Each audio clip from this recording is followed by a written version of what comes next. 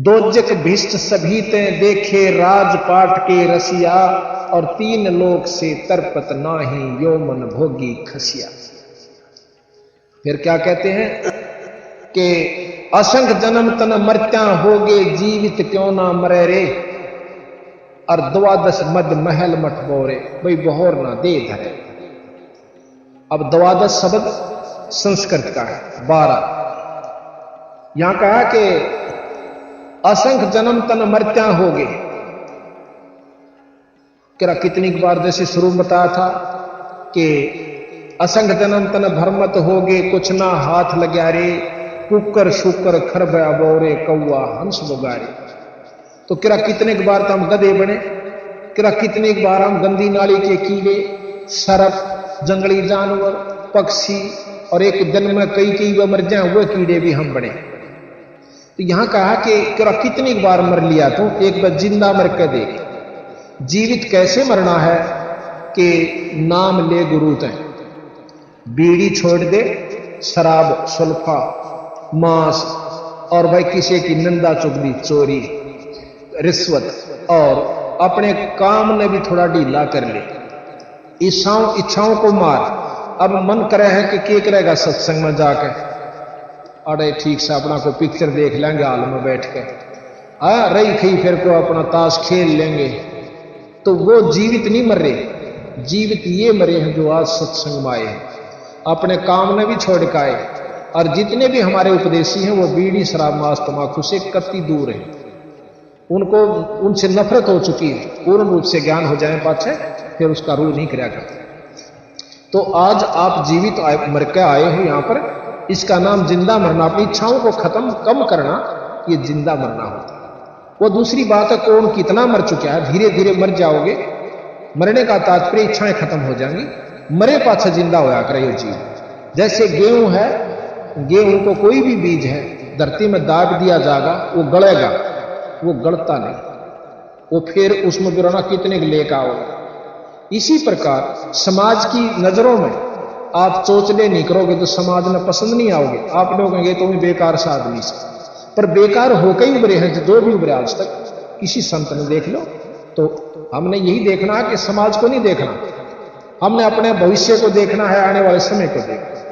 तो यहां का गरीबदासियों ने कि असंख्य जन्म तन मर्त्या होगे जीवित क्यों ना मरे रे, भाई द्वादश मध्य, द्वादश 12 महल मठ बोरे बहुर ना दे रहे। यहां द्वादश का मतलब है 12 प्राण है, पान अपान समान वियान विद्यान, इस प्रकार की 12 प्राणें हमारी वायु है जो अपने अपना काम स्थान स्थान पर कर रही हैं। और इन 12 प्राणों के बीच में यानी वो आत्मा है, और उस आत्मा का जब हम निरक्ष अपना आत्म स्वरूप देखेंगे, जब हम ईश्वरीय जो शक्ति का अपने अंदर संचरण करेंगे, और जब हमारे अंदर ईश्वरीय शक्ति संचरण हो जाएगी तो हम ईश्वर रूप हो जाएंगे। जब हम पीयू बनेंगे, गरीबदास जी महाराज कहते हैं कि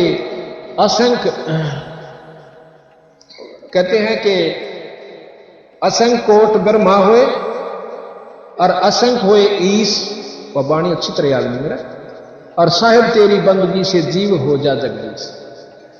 क्या कितने तो ब्रह्मा हो लिए और कितने का भगवान जा लिए, पर सतपुरुष पूर्ण परमात्मा पूर्ण ब्रह्म की के नाम के जापते बंदगी से भजन से, और ये जीव भी जगदीश हो जाता है, परमात्मा स्वरूप हो जाता है। परमात्मा में के गुण होते हैं वो हम आपको बताएंगे, और परमात्मा कौन कौन हुए वो भी आपको बताएंगे, और कौन कितने परमात्मा हुए।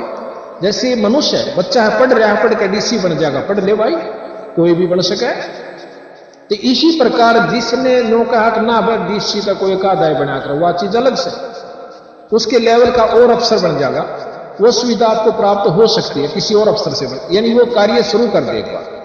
तो इसी प्रकार अंतकोट ब्रह्मा होए, अंतकोट होए ईश, और साहेब तेरी बंदगी से जीव हो जा जगदीश। तो हमने जीव से जगदीश बनना है, जीव से पीव बनना है। अगर जीव से पीवे नहीं बने तो वह कुछ भी कर ले वाला। जो नियम मान कर चल रहा है कि जीव अनादि है, परमात्मा और प्रकृति अनादि है, फिर वो शास्त्र झूठे हो जाते हैं। दोनों कहे हैं कि जल तत्व को पृथ्वी तत्व, पृथ्वी तत्व को जल तत्व ग्रासेगा, यानी ये खत्म होंगे पर बीज रूप में फिर रह जाएंगे। और जब बीज भी खत्म होगा, जब हम सतलोक में चले जाएंगे, एक नाम का जाप बताया विशेष और विधि से, पूरे गुरु से लेकर के, और फिर हम उस सतलोक में पहुंच जाएंगे जहां पर ये हमारे ऊपर प्रकृतियां नहीं रहती, ना प्रकृति की रहती और ना काम क्रोध मोह लोभ अहंकार की। तो यहां बताया कि 12 मद महल मठ बोरे, जो बहोर ना दे धरेरे, दोबारा हम इस लोक में नहीं आओगे। इस लोक में जब भी कोई भी आया, कृष्ण भगवान आए 3 लोक के मालिक, कितना दुख पाए। एक दिन भी जो सुख का सांस, कृष्ण लीला देख लो, रामचंद्र जी की रामायण पढ़ लो, जब एक दिन भी सुख का सांस वह लेकर गए होते इस मृत लोक में थे। और हम उनकी उपासना कर यहाँ सोचा हमने सुख हो जाए राम की उपासना करके। राम खुद इतना तंग पाया यहाँ पर, जो है ना कुफर तोड़ दिया हमारे जैसे नीच व्यक्तियों ने। उस परमात्मा 3 लोक के भगवान को भी नहीं बख्शा हमने, और आम यहाँ सुखी चाहता है। इस मृत मंडल में कोई सुखी नहीं रह सकता और ना हो सकता, और ना उम्मीद करने की जरूरत। यहां तो सुखी केवल वो रहेगा जो नाम पूर्ण परमात्मा, पूर्ण ब्रह्म का जाप करेगा। अब थोड़ा सा भेद यहां और बता दें।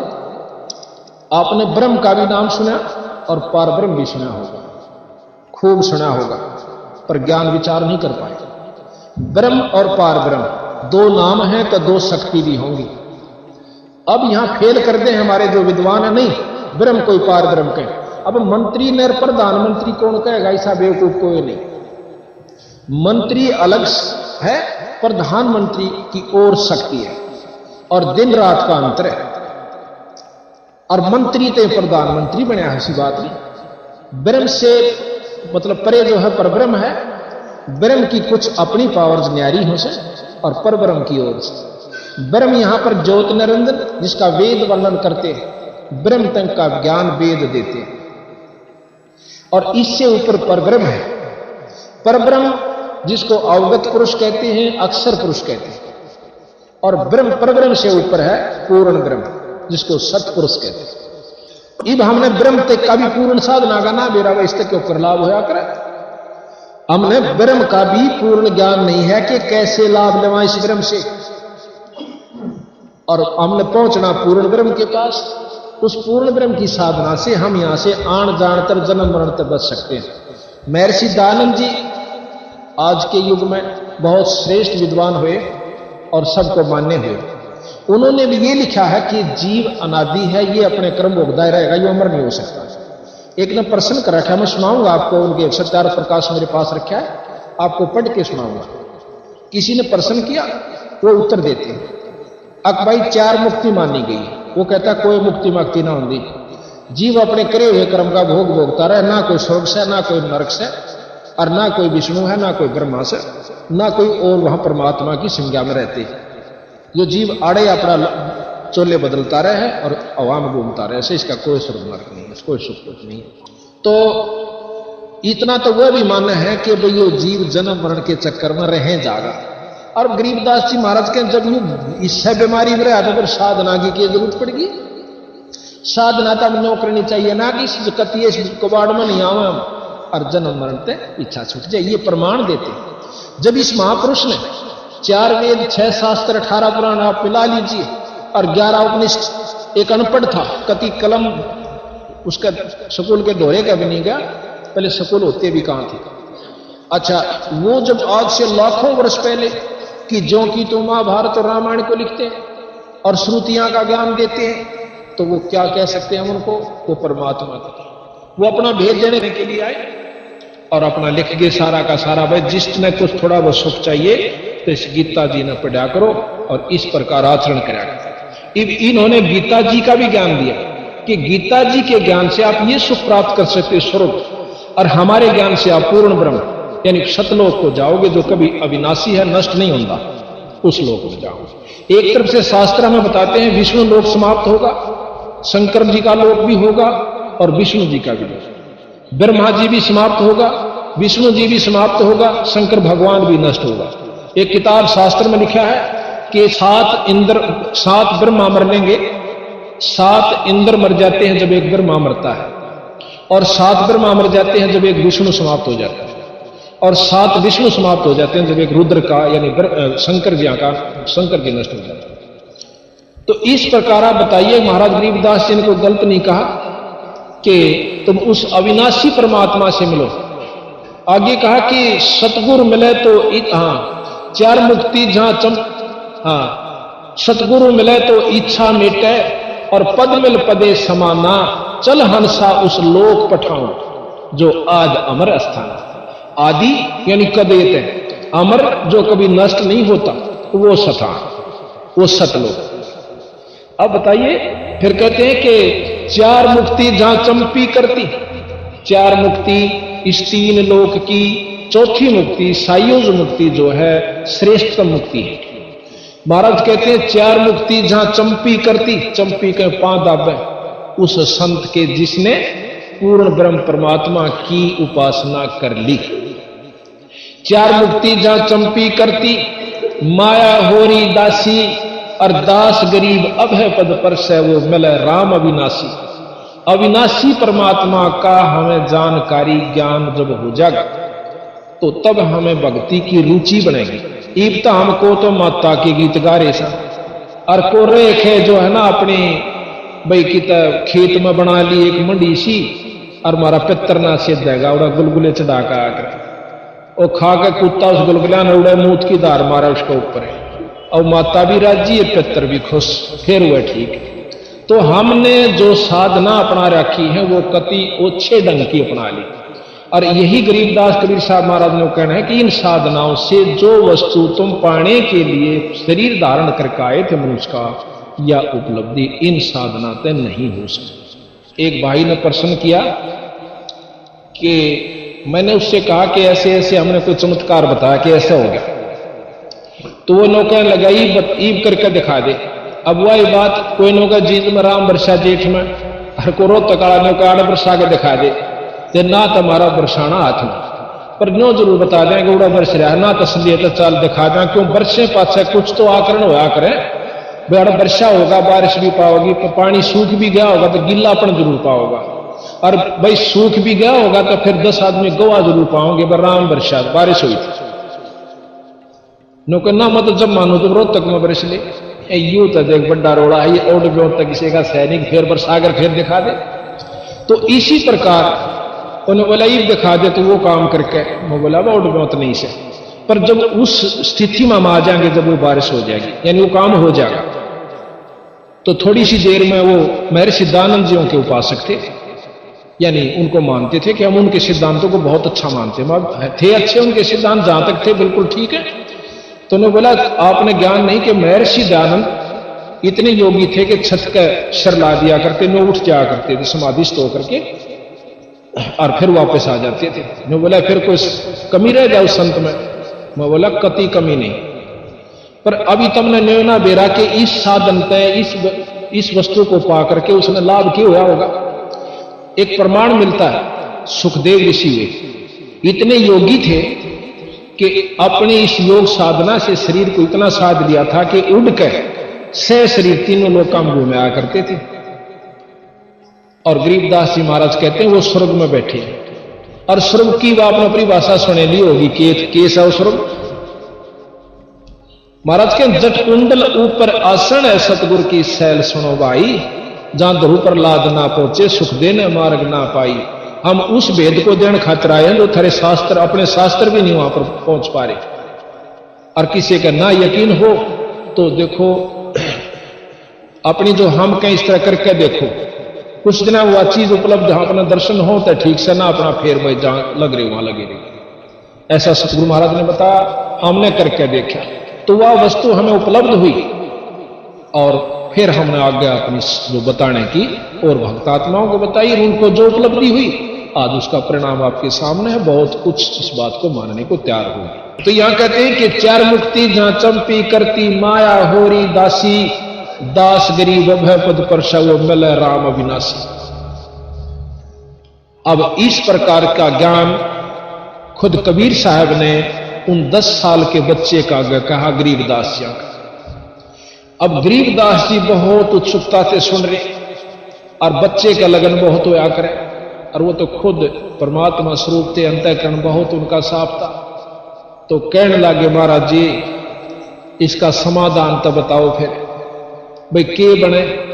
ने बोला मैं नाम दूं और तो नाम ले, और जब बात बने अक महाराज जी फिर तो नाम दे दो। वो हाँ फिर कहा ना कि इस गऊ का दूध पीवाएंगे। इन्होंने बोला इस गऊ का दूध काट लिया उन्होंने। कैसे कि कबीर साहब ने उस बिना ब्याई हुई बच्ची के ऊपर हाथ धर दिया, उसमें तो अपने आप दूध निकलना शुरू हो गया। और बरोला ले जाया करके, बरोला का हरियाणा में जो शीत स्यात लस्सी वस्सी ले जाते हैं, छोटा मटका उसे वो धो धा रखा था, लासी लूसी पी कर रोटी राटी खा के खाने के बाद वो नीचे रख लिया। जब वो बरोला यानी वो पात्र छोटा सा भर गया तो अपने आप दूध बंद हो गया। कबीर साहब ने, गरीबदास जी कहने लगे कबीर साहब को, ले महाराज जी दूध पी लो। महाराज जी कबीर साहब ने दूध पिया, कुछ बच गया। जो वहां बड़े बड़े पाड़ी थे, शाणे पाड़ी जो 30-30, 40-40 साल के, उनको कबीर साहब कहने लगे, ले भाई बच्चों तुम भी पी लो, पाड़ियो ग्वालो दूध पी लो। इन्हों बोला इस पाप के दूध नाम कौन पीवे। महाराज जी ने बोले रे पाप का नाश है, ये तो अमृत दूध से है। और देख बिना नए दूध हुई बाछड़ी में तुम पुण्य लेकर है। बोला ना ना ना हम नहीं पीवा।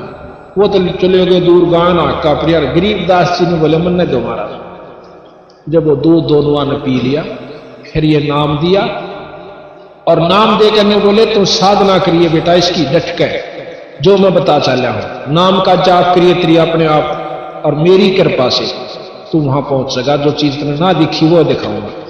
तो ये महाराज इन विचारों को कर ही रहे थे। करते करते आंखें खुली और इनकी जो आत्मा है कबीर साहब लेकर के इस स्वरूप को और सब लोगों को दिखाया। विष्णु लोक दिखाया, शंकर लोक दिखाया। इस ब्रह्मांड में शंकर लोक दिखाया, माता का लोक दिखाया, अष्टंगी का, शेरावादी का। और उसके बाद ब्रह्म का स्थिति बताई। जो निराकार कहते हैं जिस परमात्मा ब्रह्म को, वो आकार में दिखाया। आकार में दिखाया। निराकार तो उसके लिए जिसने ना देखा, उसकी शक्ति काम कर रही है। ज्योत निरंजन उसका नाम है और निरंजन लोक में रहता है, आकार रूप में रहता है। और वहां दिखा करके फिर उसको सतलोक में ले गए। ब्रह्म पार करके पार ब्रह्म का पार किया और फिर अपने लोक में ले गए। तो गरीबदास महाराज को ये सारी चीज दिखाते दिखाते 2-3 घंटे उनकी समाधि लग जाती। समाधि किस तरह लगती है? हम समाधि मानते हैं आंख मीच के और कई कई घंटे अभ्यास करें बैठ कर, 3-3 घंटे 4-4 घंटे। और एक भाई का हम 8 घंटे हो गए रोज अभ्यास करूं हूं और तड़े पे सोनो जासू यहां तक, बस इतनी उपलब्धि होती है। ये साधन, ये हठ योग है। हठ योग आज के युग में ना तो कामयाब हो सकता और ना ये पहले भी नहीं हुआ। और आज तक जीवन है थोड़ा सा जीव का, और ना इतनी फुर्सत के हम 8 घंटे बैठ सके। गरीबदास जी जमींदार थे, हड़बाया करते, हड़ बांधे बांधे वो काम किया। न बोले न तुम करा करो भाई, हमने समाधि लाने की जरूरत नहीं, आप पर लागेगी नाम के प्रभाव से। समाधि क्या होती है? जब अंदर भक्ति संतरित हो जाती है, कमाई हो जाती है भजन की, नाम की, साधना की, तो अपने आप यह स्वर्ग उस लोक को चालनी शुरू हो जाएगी जिसका वो उपासक है। नाम एक विशेष काम करता है। नाम जो है, नाम उस लोक में ले जाएगा जिस लोक की आप उपासना कर रहे हो। आपका गुरु जिस इष्ट का उपासक होगा उसी लोक में आप चले जाओगे और उसमें जो सुख या दुख होगा वो आपको प्राप्त होगा। तो कबीर गरीबदास जी महाराज आंख खोले हुए न्यों बैठे, लेकिन वो शरीर में नहीं थे। सारा कुछ देखा है, पालियां देखा, ये 2 घंटे हो गए उठता न बैठ के मैं बात करता। और महाराज जी वहां से अंतर ध्यान हो गए कबीर साहब। उन पालियों ने आकर देखा, पहले तन्नू बोला रहा गरीबू, गामा में गरीबू का आकर के महाराज ने न्यों लाया, 2 पड़ गए, वो गिर गए। उन्हें सोचा मर गए। तो आप कई बार देखा समाधि, हम बात कर रहे हैं किसी दूसरे से और एक हमारे बाँ को खींचा, नो कई बार बात सुने, पर हमने न्यों भी नहीं पता होता ये मेरी बाँ ने खींच रहा है, मेरे हाथ लगा रहा है, इसका भी आवाज हमें नहीं होता और हम दूसरे से बात कर रहे होते। तो उस समय हम इतना ध्यान प्रागाढ़ हो चुका है उस बातों के अंदर कि हमने शरीर भाव नहीं है कि मेरे को हाथ भी ला रहा है। इसको समाधि कहते हैं। वो चलते चलते भी लग सकता है, बस में बैठे भी आपका ध्यान ऐसा जा सकता है। पाछला बोले जा आपने भी नहीं बेरा, तू क्या कह रहा है, बस दोहरे के लेकर जा, हम इन्होंने बेरा की आवाज आई थी बस की, हम इतने विचारों में गुम जो हो जाते हैं गहराई में, उसको समाधि कहते हैं। वो कितनी लगती है वो अलग चीज। तो इस प्रकार गरीबदास महाराज अपने सारे लोग देख रहे थे और गांव में बाजे आए वो पाली। गांव में ने बोले जी ये छोरा मर गया, भाणजा मर गया, कोई देवता के कोई भाणजा के। गरीबदास जी छुड़ानी के भाणजे थे। गांव में तो रोना पीटना होगा, शुरू में एक का छोरा रोए मर गया, ऋषि बड़े चौधरी का जिसका 2,500 बीघे जमीन। तो वह रोआ पीटी शुरू हुई, अर्थी बनाई, अर्थी बनाकर लेकर चाल पड़े शमशान घाट पर धर दिया महाराज के शव को। और शमशान घाट पर धरते ही महाराज के बंधन जो ऊपर का रस्सी बांध जाकर ना वो आप टूट टाट कर और एकदम दूर जा पड़े। महाराज बैठे हो जाते हैं गरीबदास 10 साल के बच्चे। और जब बैठे होते हैं देखा तुम काम, तो उसी समय उन्होंने ये वाणी बोलनी शुरू कर दी। उनको अंतःकरण में ये जमा होगी और ये वाणी बोलनी शुरू करती।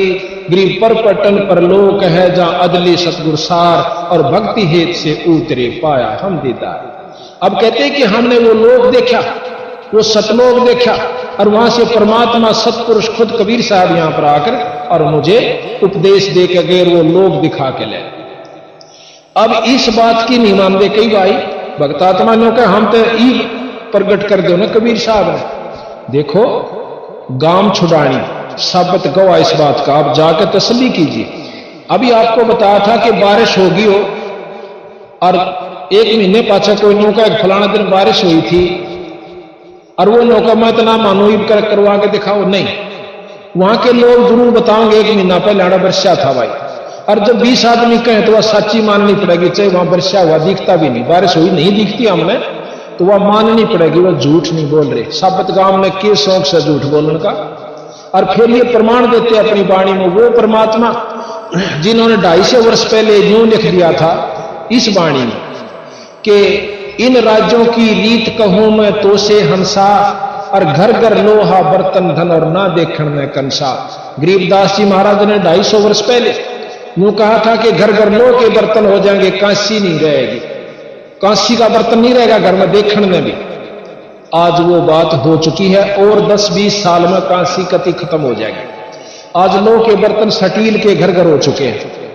तो उनकी ये बात सत्य, ये भी सत्य माननी पड़ेगी कि गिरि पर पट्टन पर लोक है जहां अदली सतगुर सार और भक्ति हेत से उतरे पाया हम दीदार। अब कहते हैं वो कौन आए कि अलल पंख अनुराग है सुन मंडल रखी दास गरीब उधारिया में सतगुरु मिले कबीर।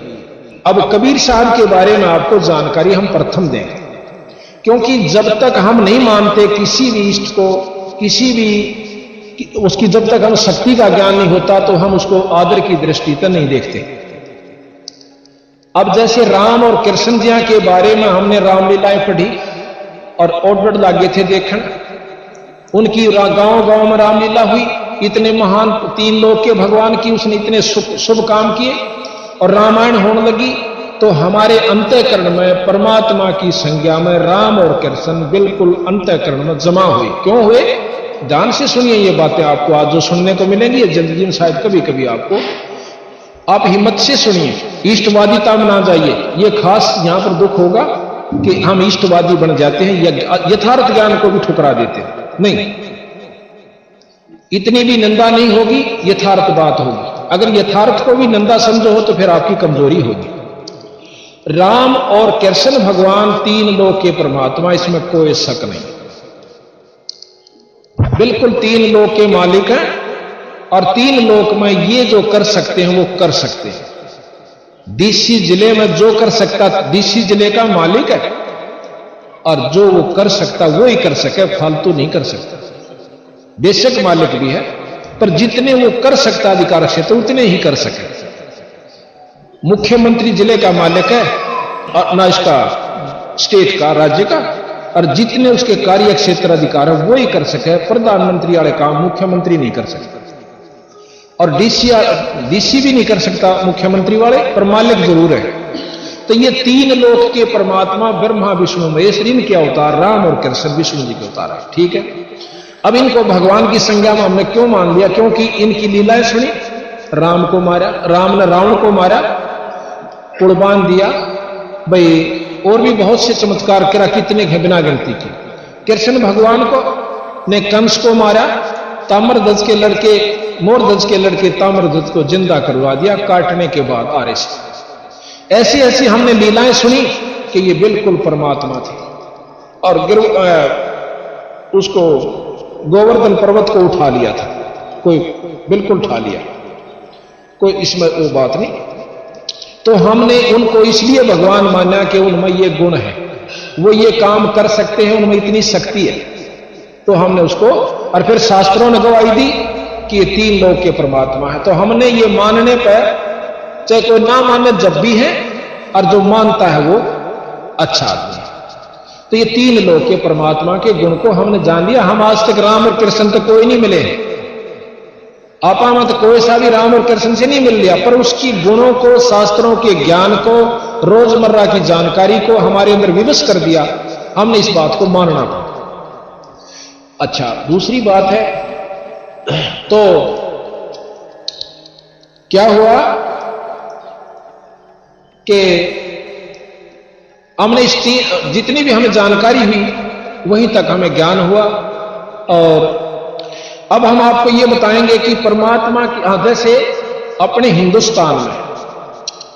हिंदुस्तान सारी पृथ्वी का बहुत छोटी इकाई है। सारी पृथ्वी की हिंदुस्तान बहुत छोटी इकाई है, बहुत बड़ा। बाकी तो वर्ल्ड कितना रह गया। उस वर्ल्ड में, बाकी वर्ल्ड में कोई भी राम और कृष्ण को मानने वाला नहीं है। यह भी यथार्थ से सत्य है, कोई शक नहीं। अब ना मानते, क्यों ना मानते वो अलग चीज है। वो उनके ना मानने से ये तीन लोक के परमात्माओं की शक्ति कम नहीं होगी, ये ज्यों की त्यों रही और रहेगी। अब बात यह है कि हमारे हिंदुस्तान में भी मेरे ख्याल में तो 60% आदमी होंगे जो राम और कृष्ण भगवान को, विष्णु भगवान को, ब्रह्मा जी को परमात्मा की संज्ञा में मानते हैं। और भी बहुत से महर्षि हैं जो लोग हैं कि ये तो कोई थे ही नहीं। अभी आपको महर्षि दयानंद जी का आपको स्टार प्रकाश सुनाऊंगा। उन्होंने कहा ये तो कुछ भी नहीं थे, ये तो एक जीव थे, राजा थे, और ये कोई शक्ति नहीं थी। नो तो राजा किसी ने मार दे, कूट दे, वो आप पर ठाडा होकर बोला अपनी महिमा करवा लिया था। ऐसा भी हम नहीं कहेंगे, ऐसा कबीर साहब ने नहीं कहा। उन्होंने इस तीन लोक के भगवान ज्यों के तो मान्य रहे। अब हम आपको अपने भगवान के बारे में बताएंगे। हमारा भगवान कबीर साहब और गरीबदास जी, जैसे विष्णु के अवतार राम और कृष्ण जी तीन लोक के परमात्मा की सत्य है। इसी प्रकार पूर्ण ब्रह्म सतपुरुष के अवतार कबीर साहब और गरीबदास जी, ये दोनों आए और ये चारों युगों में आए हैं। कई भाई लोग कहें कबीर तो काल पैदा हुआ 600 वर्ष पहले, तो सतयुग में कबीर का ज्ञान कहां था? ये उनका भूल से। कबीर साहब ने लिखा कि हम चारों युग में आए हैं। सतयुग में सतसुकृत नाम से, त्रेता में मुनिंदर नाम से, द्वापर में करुणामय नाम से, और कलयुग में मैं कबीर नाम से आया। महाराज कहते हैं, आप प्रमाण भी दें थोड़ा थोड़ा आपको। मंदोदरी जो रावण की रानी थी, उसके पास इतना ज्ञान कहां से आ गया? एक राक्षसों की नगरी में। मुनिंदर नाम से कबीर साहब त्रेता युग में आए थे, ऋषि मुनिंदर नाम से। और वहां जाकर के एक भाट था, उस चंद्र विजय भाट का सारा परिवार कबीर साहब का स्थित था श्रीलंका में। और वो रानी के पास जाया करती थी, वो भाटनी, उनको सबक सुनाने खातिर, उनको नाचने गाने के लिए, और उसका प्रेम ज्यादा मंदोदरी से हो गया था। एक दिन मंदोदरी को उस भाटनी ने जो कबीर साहब यानी मुनिंदर साहब की बात सुनी सत्संग में, और वो जाकर बताई, बेबे बहन ऐसे ऐसे सुना, परमात्मा के नाम के बिना इस जीव का कितना ठिकाना नहीं से, ईश्वर का भजन करना चाहिए। ये 2 दिन का जीवन है, पता नहीं कितने अरबपति हो गए। गरीबदास जी महाराज कहते हैं, पृथ्वी पति चकवे गए भाई जिनके चकर चलंत, रावण सरीखे कौन गणे इसे जालिया ना। लोगों कह रहा कितने करोड़पति अरबपति होगा, जाली और गधे की जूनी भोग रहे हैं। यो राम नाम बिना भाई छुटकारा नहीं होगा। तो मंदोदरी को जाके उस भाटनी ने चंद्र विजय की पत्नी ने बताई। मंदोदरी बहुत पुण्यात्मा थी, उसके अंदर कसक बड़ी। उसने पूछा वे यूं तेरे ताई किसने बताई यह बात? ने बोली मारे गुरुजी आया करे। गुरुजी आया करे कहां आए? इब कहां वजह मन में लाइए अगे बता दूंगी। मन तो न्यो ना जिक्र करा भी राजा की रानी है, कदे मारी बातां द्वारा छोटे व्यक्तियों द्वारा ना आवे। बेबे देख यहां तो मैं बुला नहीं सकती गुरुजिया ने, पर मैं आ जाएंगी लोग छुपमा अपना कार्ड कैसे ने बोली बे तू आ जाइए। जब महाराज कबीर साहब मुनिंदर साहब दोबारा वहां पहुंचे तो उस चंद्र विजय की भाटनी ने जाकर मंदोदरी रानी से बता दिया, अक गुरु जी आ रहे बे आजा तू अपनी बात करे। अब वह मंदोदरी इतनी लायक थी, इतना उसमें ज्ञान था, उसी समय छोड़कर अपने महल ने और लेके एक बांदी ने साथ और महाराज के पास पहुंच जाती, जाकर लंबी दंडोत करती है मंदोदरी। तो उन्होंने क्या किया, कहने लगे फिर उसको समझा बेटी ये 2 दिन का जीवन है और ये रावण जोश है ये बहुत उल्टा रास्ता पकड़ चुका है। एक बात विचार कीजिए, रावण जितना तप और कुर्बानी शायद कोई कर सके, शंकर भगवान का तप और अपनी नाड़ काट कर उसको चढ़ा देना कोई बालका का खेल नहीं है। पर उसमें कमजोरी क्या रही? ज्ञान की कमी रही। वैसे विद्वान मानते हैं, संत इसको ज्ञान नहीं मानते, जो खोटा कर्म कर दे ज्ञान हो पाछे तो कीड़ी नहीं मार सकता आदमी, और उसने इतने कुकर्म पाच दिए, उसको ज्ञान नहीं था, अभिमान हो गया। तो मंदोदरी को कबीर साहब से उपदेश मिला, ने बोला बेटी तू अपना भजन कर, वो तो मानेगा नहीं। उसकी तो ऐसी स्टेज पे पहुंच गया कि वापस आना उसका मुश्किल है। तू अपना भजन कर, ये नाम ले ले और तेरा छुटकारा हो जाएगा किसी युग में भी। तो उसी प्रकार मंदोदरी ने कबीर साहब मुनिंदर साहब का नाम ले लिया।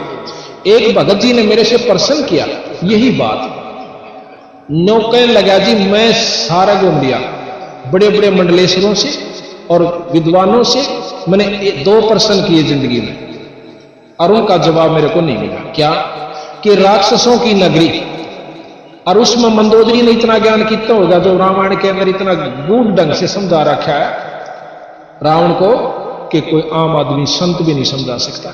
मंदोदरी के पास वो ज्ञान कहां से आ गया, इसका मैंने जवाब दे दो, मैं शिष्य बन जाऊंगा। मैंने आज तक किसी का गुरु नामा नहीं लिया है, पर एक और मेरी प्रश्न है, मैं पहले आते यूं सुन दे। मैंने उसको ये प्रकरण बताया कि वो मंदोदरी कबीर साहब की यानी मुनिंदर साहब की शिष्या थी, और कबीर साहब का जो ज्ञान है वो विशेष है, सब शास्त्रों से न्यारा ज्ञान है, अंतःकरण में सीधा अटैक करता है। और ये ज्ञान उसको था जो मंदोदरी कबीर साहब की शिष्य थी मुनिंदर साहब। तो फिर उसका सारा प्रकरण समझाया, रामायण तो भी उसने देखी, फिर हमने गरीबदास जी ने प्रमाण दे रखा वो भी बताया, फिर उसको तसल्ली। फिर दूसरा प्रश्न उसने किया कि मैंने महाभारत कई बार पढ़ ली और देख ली और विचार कर लिया, उसमें एक प्रकरण आता है क्या कि उसने प्रश्न किया कि प्रथम तो गीता जी में यह ज्ञान दिया भगवान कृष्ण ने अर्जुन जी कि तू अपना निष्काम भाव से आप लड़ाई कीजिए, अक्षत्रिय का धर्म है, तेरे ऊपर ये कर्म लागू नहीं होंगे, आपके ऊपर कोई कर्म लागू नहीं होंगे। ये तो मैंने सारे मार रखे विराट रूप दिखा करके और अर्जुन को लड़ाई के लिए तैयार कर दिया। और फिर कहते हैं कि एक प्रकरण आता है कि जब राजगद्दी पे युधिष्ठिर को बैठाने लगे, युधिष्ठिर जी कहने लगे कि ऐसे पाप के राज्य को मैं नहीं भोगूंगा जिसमें करोड़ों बहन विधवा होगी, पता नहीं कितने मारे गए, ऐसे कुकर्म के राज्य को जो राजा करता है तो वो नरक का भागी होता है। इस बात को देख करके फिर कृष्ण जी के पास युधिष्ठिर जी को ले जाते हैं, कहने लगे भगवान इस राज्य को मैं प्राप्त नहीं करना चाहता, मुझे ये राज नहीं चाहिए, आप किसी को दान कर दीजिए। अब कृष्ण जी ने कहा कि देखो युधिष्ठिर, राज उसी को देना चाहिए जो अधिकारी होता है, अगर हम किसी अनधिकारी को राज देते हैं तो पाप के भागी होते हैं। राजा योग्य होना चाहिए, प्रजा पालक होना चाहिए, दया भाव उसके अंदर होनी चाहिए, जो कि आप और धर्म का राज करता हो। ये सब आपके अंदर विद्यमान है। बहुत सी चर्चाएं उसको करके फिर भी वो नहीं मानता है। कहने लगा ऐसा कर युधिष्ठिर कि आप एक यज्ञ कीजिए, यज्ञ के करने से आपके जो पाप कर्म हैं ये नष्ट हो जाएंगे और जो आपने युद्ध में पाप किए वो नहीं लगेंगे। युधिष्ठिर जी मान जाते हैं कि यज्ञ की गई, राजगद्दी पर विराजमान हो जाते हैं। कुछ दिनों के बाद, कुछ वर्षों के बाद युधिष्ठिर को बहुत बुरे सपने आने शुरू हो जाते हैं। रात्रि में देखता है कि किसी की नाड़ कटी हुई है और कोई हाहाकार मर्द करता हुआ भाग रहा है, कि कोई भाग रहा है, उसके पीछे से तीर मार दिया, वो तीर भागता जा रहा है, रोता जा रहा है और पड़ जाता है और मर जाता है। किसी के छाती में बाणों से भर दिया जाता है, हाहाकार कर रहा है। कोई औरतें रो रही हैं कि मैं विधवा होगी, कोई चूड़ी फोड़ रही है उसकी छाती के ऊपर। इस दृश्य को देख करके युधिष्ठिर पागलों की तरह रात में बहुत बुरी तरह चिल्लाकर उठ जाता है। आसपास उसके भाई बहन जो भी होते थे वो देखते हैं, अक आपको क्या हो गया, नौकर भी परेशान हो जाते हैं। तो वो कहने लगा मुझे ऐसे ऐसे बहुत बुरे भयानक दृश्य स्वप्न में दिखाई देते हैं। इस बात के लिए वो फिर भगवान कृष्ण जी के पास जाते हैं कि भगवान मैं बहुत परेशान हूं, ये क्या कारण है कि मुझे ऐसे स्वप्न दिखाई दे रहे हैं। तो भगवान कृष्ण जी ने कहा कि आपने जो युद्ध किया था महाभारत, वो जो पाप कर्म आपको सेध रहे हैं, दुख कर रहे दे रहे हैं। अब ये लफ्ज दोबारा सुना उसने। युधिष्ठिर तो बहुत शील स्वभाव के थे, कुछ नहीं बोले, पर अर्जुन जी के कान खड़े हुए। गरीबदास जी प्रमाण देते हैं, कबीर साहब ने प्रमाण दे रखा, पर अर्जुन नो नहीं बोला कि भाई युधिष्ठिर के मन में यह जावेगी कि मेरे सुख होने में यू भाई राजी नहीं टांग डावा, बे मन चैन आजा रात नहीं, यू युग नहीं करने देंदा नहीं। उसी समय अर्जुन ये कहने वाले थे कि भगवान आप कह रहे थे कि आपके ऊपर कोई पाप कर्म लागू नहीं होंगे, पर नहीं बोले। अश्वमेध यज्ञ की तैयारी हुई। उस अश्वमेध यज्ञ के अंदर कहते हैं बहुत जीव आकर जिमे, जिसमें महर्षि बहुत बड़े विद्वान 12 करोड़ पंडित विद्वान, एक से एक विद्वान।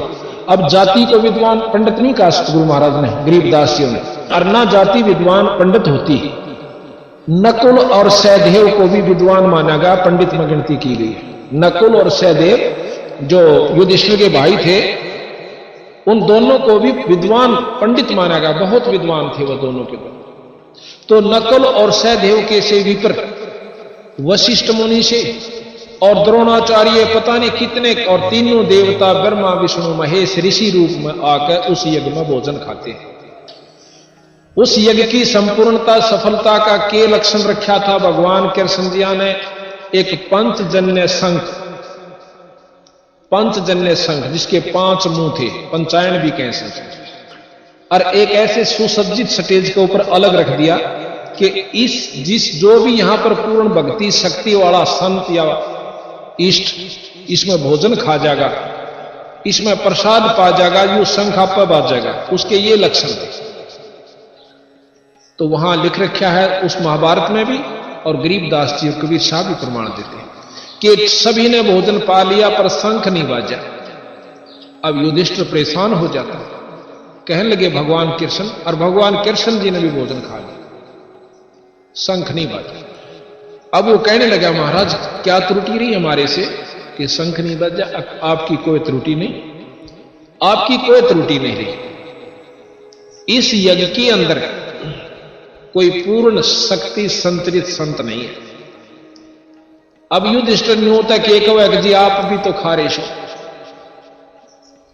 फिर ने बोला महाराज ये इतने बड़े बड़े विद्वान महामंडलेश्वर, और जिसमें 9 नाथ 84 सिद्ध ये सब बैठे हुए, और 33 करोड़ देवता 88,000 ऋषि, क्या महाराज इनमें कोई पूर्ण संत नहीं है? ये तो मान बढ़ाई के भूखे हैं, इनमें कोई पूर्ण शक्ति संतरित संत नहीं है। ने बोला जी क्या बात। कृष्ण भगवान ने अपना हाथ ऐसे किया और उनकी जो अगले जन्म में जो उन्होंने अगला जन्म पाना था वही रूप बनकर खड़े हो गए। कोई मुर्गा बना हुआ है, कोई सर्प का रूप धारण कर रहा है, कोई केंचुआ, कोई शेर, कोई भैंस, कोई गऊ, कोई बैल। अब भयभीत हो जाता है युधिष्ठिर कि महाराज फिर हमारी यज्ञ कैसे संपूर्ण होगी। होगी। एक संत है इधर, छोटी जाति में है, उसका सुदर्शन नाम है, नीची जाति वाले को सुपच कहते हैं। वाल्मीकि यानी भंगी के घर में जन्म है, और वो संत आवे तो बात बन सके।